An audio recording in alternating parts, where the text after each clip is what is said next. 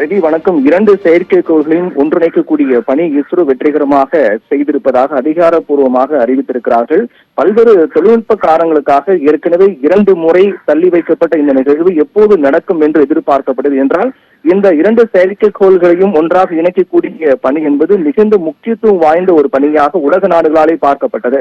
அப்படிப்பட்ட முக்கியத்துவம் வாய்ந்த ஒரு பணியை பல்வேறு சிறு சிறு இடையூறுகள் காரணமாக 2 முறை ஒத்திவைக்கப்பட்டு தற்போது 2 செயற்கைக்கோள்களையும் ஒன்றாக இணைக்கக்கூடிய பணியை இஸ்ரோ வெற்றிகரமாக செய்து முடித்திருக்கிறார்கள். இது அதிகாரப்பூர்வமாக இஸ்ரோ வெளியிட்டிருக்கிறார்கள்.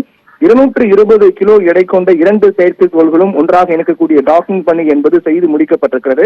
அதாவது இந்த திட்டத்தினுடைய நோக்கம் என்பது மனிதனை விண்வெளிக்கு அனுப்பக்கூடிய ககன்யான் திட்டத்திற்கு முன்னோட்டமாக தான் இது பார்க்கப்படுகிறது.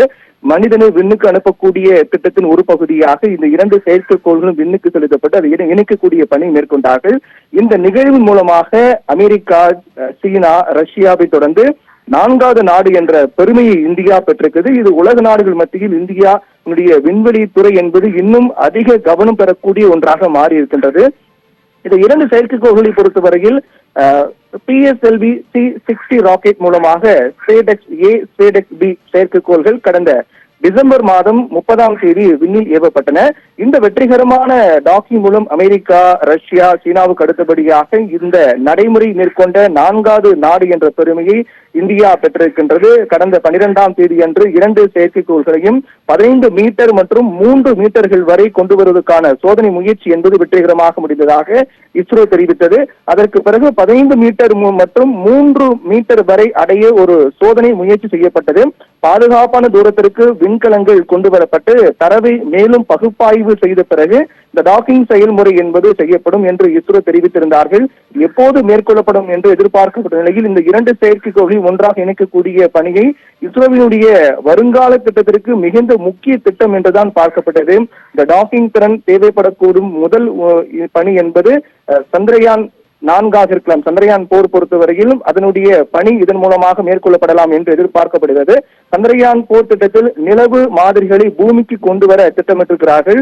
பூமியினுடைய வளிமண்டலத்தில் மீண்டும் நுழையும் வெப்பத்தை தாங்கும் வகையில் வடிவமைக்கப்படும் இந்த பணியினை பல்வேறு தொழில்நுட்பங்கள் மூலமாக மேற்கொள்ளப்பட்டிருக்கின்றது.